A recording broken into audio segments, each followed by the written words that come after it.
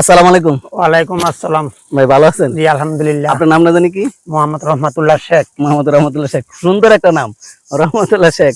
আসলে আপনাদের সাথে আমরা যখন ছোট ছিলাম, তারা কিন্তু আমাদেরকে যে ওইতেই দেখছে, বড় ভাই কিন্তু ওইতেই দেখছে, কিন্তু আমার তাদের সাথে কিন্তু তাদের চলাফেরা আমার এই ছোট খেল থেকে আমার বাড়ি যত এদিকে থাক, কিন্তু আমি চলাফেরা করছি এদিকে, খেলাধুলা সবকিছু কিন্তু তাদের এলাকায় আমি করছি। কিন্তু এমন একটা ভালো মানুষ, ওনার বাবা ছিল সেরকম ভালো, দেখলেই কেমন আছো বাবা, কেমন আছো। আসলে ওনার ব্যবহারের কারণে আমরা অনেক মুগ্ধ।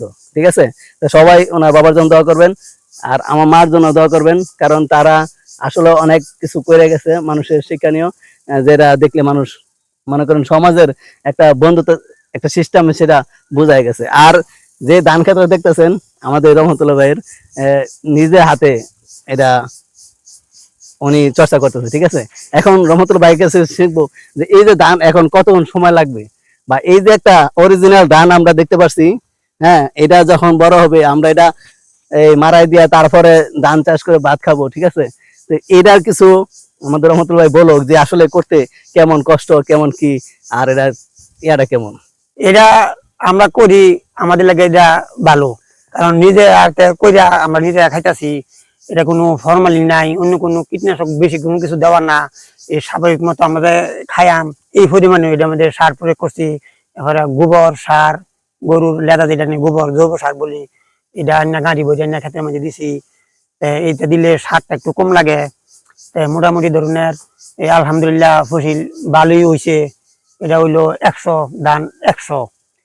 এটা এই বয়স একদমই কম, অল্প দিন ওই ধান শীষ বাড়িয়ে পড়ে।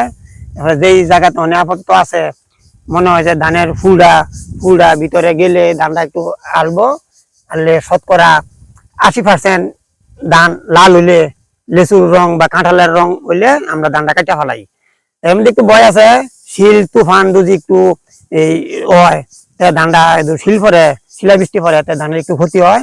আনলে আর অন্য কোনো ক্ষতির আর সম্ভাবনা নাই, কারণ পোকামাকড় আর আপাতত ধরে না, ধরতো না এটার মধ্যে। এই ধরনের মধ্যে আল্লাহ মোটামুটি এনে আছে। আর খরচ আমাদের নিজস্ব মোটর গাড়ি লইছি, এই সরকারি বিদ্যুৎ এনে লইছি, নিজস্ব মোটর গাড়ি লইছি, নিজের পানি দিয়ে কলের ভাড়া দিতে হয় না। এই চাষাবাদ করলে মোটামুটি একটু খরচ আছে, ওই ট্রাক্টর একটু দাম নেয়। এরপরে রোপণ করি যে একটু মুনি লাগে, আনিলে সব নিজে হাতে কাজ কাম করি। এই আঙ্গর এটা পুষায় যায়, পুষে আর কি। মানে কৃষি কাজটা করলে যে একটা আনন্দ, এটা আমাদের রহমতুল্লাহ ভাইয়ের কাছে আমরা দেখতে পাচ্ছি। যে আসলে আমরা ঢাকা শহরে চাল কিনে খাই, ভাই এই চালটা তারা কি করে মিলে নিয়ে কি করে 10 দিন 12 দিন পানিতে ভিজায়, একটা গন্ধ ছোট হয়, তারপরে ছাঁটাই করে, তারপর মেশিনের মাধ্যমে চালে তারপরে ছোট বানায়। কিন্তু এটা তো সরাসরি ধানটা খালি আমরা খালি সেটা ভালো না। আমরা করে সরাসরি যে তোমরা কাটবো, একটু রোদে শুয়া, তারপরে সিদ্ধ করে শুকায় হাইরা সাথে সাথে এটা ওকে সাথে সাথে মিশিং দিয়া আমরা তরতাজা খাইতাছি। এটার মধ্যে সবচেয়ে বেশি ভিটামিন তরতাজা খাইতে সুস্বাদু লাগে, যেমন তুমি তরকারি দিলো ভাতে ফেট ভরে থাকা। এটি তো আমার কথাটা। কিন্তু আসলে আমরা সবাই কিন্তু দেশের জিনিস পছন্দ করি না। আসলে দেশের মুরগি কোন, আমি দেখছি আজকে ছাগল দেখছি যে ছাগল খাইতেছে, তরতাজা ঘাসগুলা খাইতেছে। এই ছাগলটা কিন্তু আপনি যদি নিজস্ব দেশের ছাগল কিনে খান, একটা গ্রানি অন্যরকম। গরু কোন, দেশি গরু দাম কেলে বেশি, অল্প হোক টেস্ট বেশি। আমরা বড় বড় গরু কিনে, কিন্তু আসলে তারা খায় কি, তারা খায় যে পোল্ট্রির খাবার, মুরগির খাবার আদার খায়, তুলা খায়। আর এরা এসব যদি খায়, এই ধানের মারাই যারা খায় যেসব গরু, এরা পুষ্টিটা পুরাটাই পায়। এটা আমরা এটা কুঁড়া হয়, কুঁড়া হয়, কুঁড়াটা শাল দি কুঁড়াটা আমরা গরুরে খাওয়াইতাছি, খুচরা জাল দিয়া দাও বানায় গরুরে খাওয়াইতেছে, খুদ খাওয়াইতাছি। একই ধান দিয়ে আমরাও খাইতেছি, পশুকে খাইতেছে, সবাই খাইতেছে। খেটটা হইতাছে অরিজিনাল খেটটা গরু খাইতেছে। গরুরে খাওয়াই। কৃষি কাজের মধ্যে সবচেয়ে ভালো হয়েছে এটা, যখন তারা নিজস্ব ভাবে গ্রামের মধ্যে এই ধান ফসল করে, কিনে না খায়, এদের সবচেয়ে বেশি ভিটামিন। আমাদের রহমতুল্লাহ ভাইয়ের কাছে, তারা শুধু রহমতুল্লাহ ভাই না, ওনার বড় একটা মাওলানা আছে হাবিবুর রহমান, উনি মনে অমায়িক, ওনার মতোই সবটি ভাইয়া নিচে একরকম। ওনার ভাই একদম মাওলানা, অনেক বড় নামি দামি। ঠিক আছে, আর ওনার নিজস্ব ঈদগাহ মাঠ আছে ওদের, তারা ঈদগাহ মাঠের মধ্যে তারা পরিচালনা মসজিদ করে। আসলে জানেন, একটা মানুষের সুশিক্ষিত দ্বারা মানুষ কিন্তু স্বশিক্ষিত হয়, কিন্তু তাদের একটা পরিবারের ভালোবাসা টানে কিন্তু পুরো এলাকাটা আজকে নামাজ পড়তে পারে, সবাই মিলে যেতে পারে। আমরা দোয়া করি এই হাবিবুর হুজুরের জন্য, যে উনি আসলে অনেক একটা ভালো মনের মানুষ। দেখলে ছোট নাই বড় নাই, সবাইকে ভালোবাসা দেখাইবো। এই বড় একটা মানুষ, অনেক লম্বা, কিন্তু আমরা ছোট তো, তাও যদি তাও আমাদের আগে সালাম দিতে, আমরা তাকে সালাম দিবই, তারপর লগে লয়ে নেবো, কিন্তু উনি করবো না, মুখ খালা করবো না।